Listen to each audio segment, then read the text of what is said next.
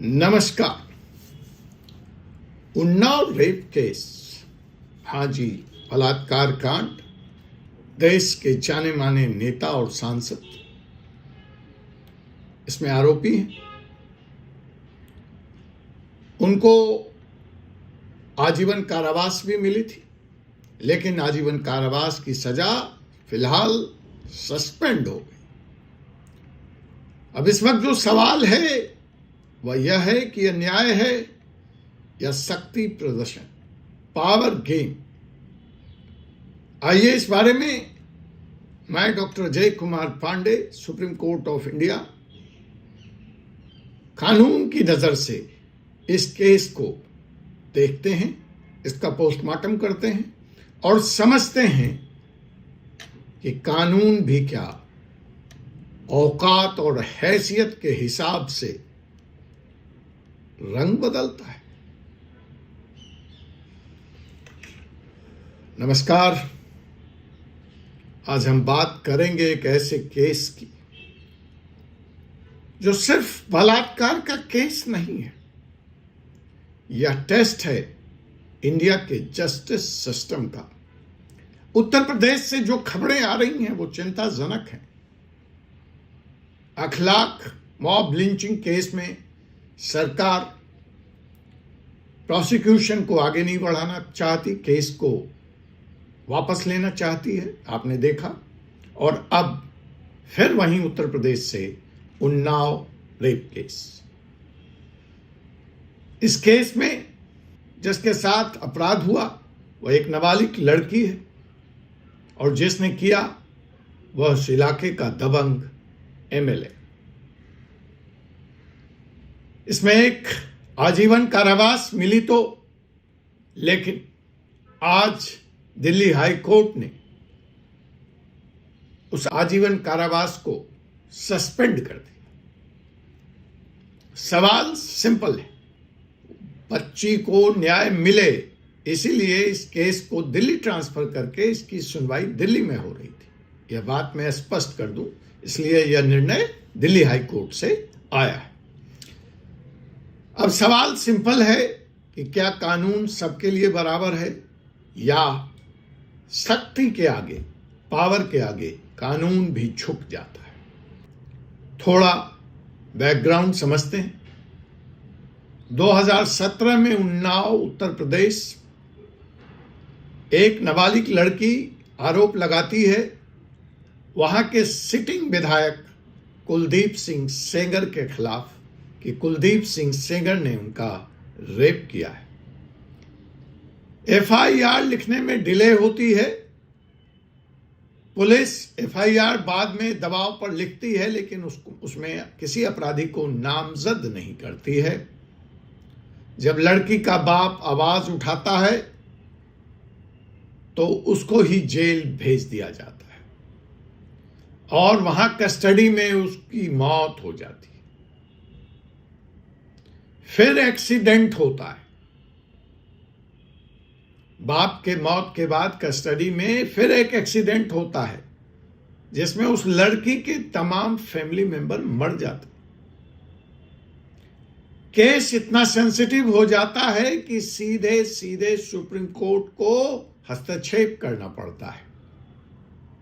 Trial Delhi shift होती है और ट्रायल कोर्ट पूरे मुकदमे को सुनने के बाद कुलदीप सिंह सेंगर एमएलए को लाइफ सेंटेंस, आजीवन कारावास मुकर्रर करता है। मैसेज क्लियर था यहां तक, क्रिमिनल चाहे कितना भी पावरफुल क्यों ना हो, कानून सबके लिए एक है। अगर वह गुनाहगार साबित हुआ है तो सजा मिल के रहेगी। लेकिन दिल्ली हाई कोर्ट के इस ऑर्डर ने अब पूरी कहानी को बदरंग कर दिया है, कोई और ही नया रंग दे दिया है। और फिर आता है 24 और 25 का सबसे controversial legal moment.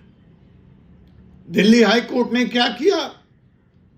Life sentence को सस्पेंड कर दिया, कुलदीप सिंह सेंगर को बेल दे दिया, अपील पेंडिंग होने के नाम पर। कोर्ट का रीजनिंग क्या है इस आदेश के पीछे? कोर्ट ने कहा सेंगर पॉस्को के अंडर पब्लिक सर्वेंट नहीं माना जा सकता, टेक्निकल ग्राउंड। अब यहां रुककर समझना होगा, यह वैसे तो कोई एक्विटल नहीं है, उसको कोई बाइज्जत बरी नहीं किया गया है, यह अपील के स्टेज का रिलीफ है, उन्हें जमानत मिली। लेकिन सवाल यह है कि जब क्राइम एक नाबालिग के खिलाफ हो, जब उसको डराने धमकाने का आरोप हो, जब विक्टिम की फैमिली जान तक खो चुकी हो, तो सेंटेंस को सस्पेंड करना कहां तक मुफीद है, इंसाफ है, न्याय है, जस्टिफाइड है? खैर, कानून तो सबूत मांगता है और कानून कानून के साथ ही चलता, इसमें भावनाओं का कोई स्थान नहीं होता। तो हम भी अब इमोशंस को साइड में रख देते हैं, मीडिया पे चल रहे बातों को साइड में रख देते हैं, विपक्ष के नेताओं के धार और प्रहार को भी साइड में रख देते हैं, फैमिली मेंबर्स के भी इमोशंस को साइड में रख देते हैं और सिर्फ आइए करते हैं कानून की बात। क्रिमिनल लॉ में प्रिंसिपल है bail is the rule, jail is the exception, लेकिन यह प्रिंसिपल तिहाड़ में बंद पड़े कितने कैदियों पर लागू होता है? देश के इसी दिल्ली हाई कोर्ट के नीचे दिल्ली के तिहाड़ में बंद एक्यूज्ड पर कितनी बार दिल्ली हाई कोर्ट के माननीयों ने बेल इज द रूल और जेल इज द एक्सेप्शन का फॉर्मूला अप्लाई किया है? जो आज कुलदीप सिंह सेंगर के फैसले को इस बात पर जस्टिफाई करना चाहते हैं कि bail is the rule and jail is the exception, भी क्या औकात देखकर अप्लाई किया जाता है? बात सिर्फ दिल्ली हाई कोर्ट तक नहीं रुकेगी, जाएगी तो यह सुप्रीम कोर्ट तक भी जाएगी। रोज रोज चिल्लाने वाला supreme court bail is the rule, jail is the exception अपनी बारी में कहां सो जाता है? यह सवाल भी सुप्रीम कोर्ट को पूछना पड़ेगा। अगर बेल इज द रूल और जेल इज द एक्सेप्शन जो सुप्रीम कोर्ट कहता है और जो क्रिमिनल जुडिपेंस का बेसिस है, अगर ठीक से लागू किया जाता तो आज मैजिस्ट्रेट कोर्ट में बेल के लिए केसों का अंबार नहीं लगा होता। आज सुप्रीम कोर्ट को स्वयं ही पूरे देश में चिट्ठी लिखकर पेंडिंग बेल मामलों की एक्सेल सीट नहीं मंगवानी पड़ती। आज अगर यह फॉर्मूला ठीक से लागू किया होता सुप्रीम कोर्ट ने और नीचे की अदालतों को सही से निर्देश दिया होता, तो क्षमता से दुगने तिगने कैदी बेल एप्लीकेशन फाइल करके देश के विभिन्न जेलों में तड़प तड़प कर सांसें नहीं गिन रहे होते। खैर, आप कहेंगे कि bail is the rule, jail is the exception का प्रिंसिपल ग्रेविटी ऑफ ऑफेंस को देखकर लागू होता है, तो रेप जैसे मुकदमे में यह लागू हो सकता है, तो चोरी, छीनने की घटनाएं, ठगी, क्रिमिनल ऑफेंस, लंबी फहरिस्त है, पढ़ सकता हूं माननीयों। लेकिन इस अदने की आवाज का क्या अर्थ है, क्या अभिप्राय है? जरूरत इंट्रोस्पेक्शन की है माननीयों, आप स्वयं समझदार हैं, करिए। सुप्रीम कोर्ट दूसरी तरफ ग्रेविटी को जब आधार बनाकर फैसला देता है तो कहता है heinous offence, crime against women, crime against minors, case involving abuse of power, इन सब में सेंटेंस सस्पेंड ऑटोमेटिक नहीं होती, लेकिन वही सुप्रीम कोर्ट सड़क पार करते ही दिल्ली हाई कोर्ट में कहीं गौन हो जाता है। उसी सुप्रीम कोर्ट की आवाज दिल्ली हाई कोर्ट तक नहीं पहुंचती है जो उसके सड़क पार है।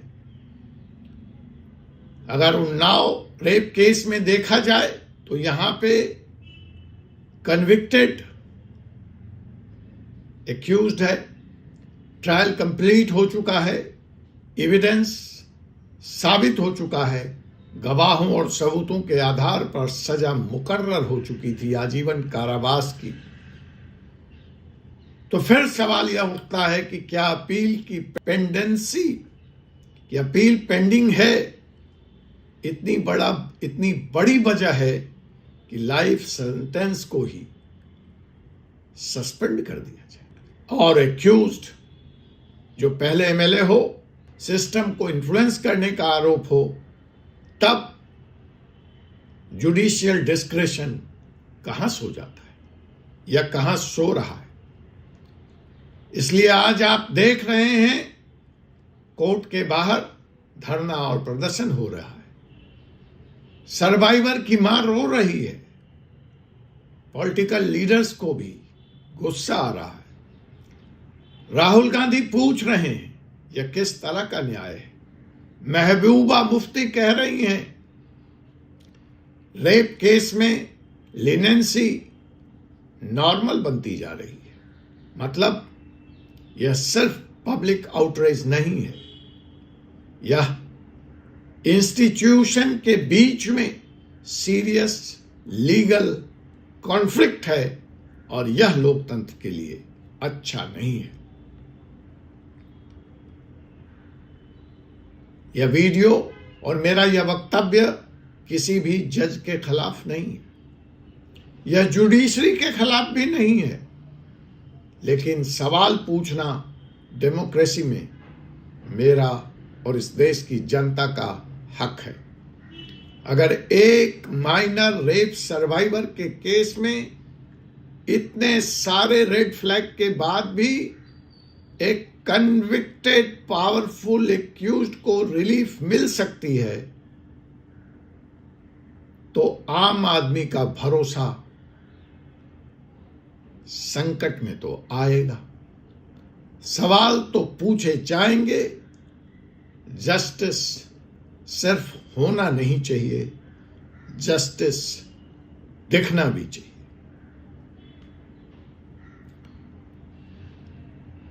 देखना है फाइनल डिसीजन इस केस में सुप्रीम कोर्ट क्या देती है।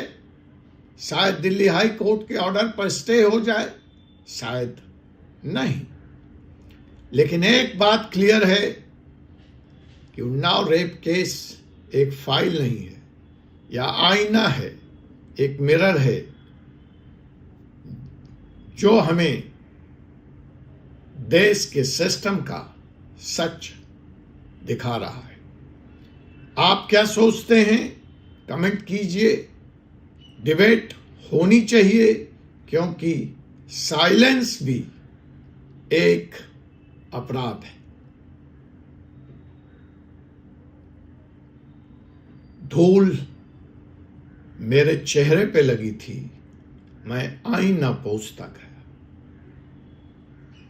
शायद यही हमारे सिस्टम की सच्चाई है। आज के इस वीडियो में सिर्फ इतना ही। आपसे अगली वीडियो में एक और विषय पर मुलाकात होगी। तब तक के लिए मुझे advocate doctor Ajay Kumar Pandey, advocate supreme court of India को अनुमति दीजिए। जय हिंद, जय भारत, जय संविधान।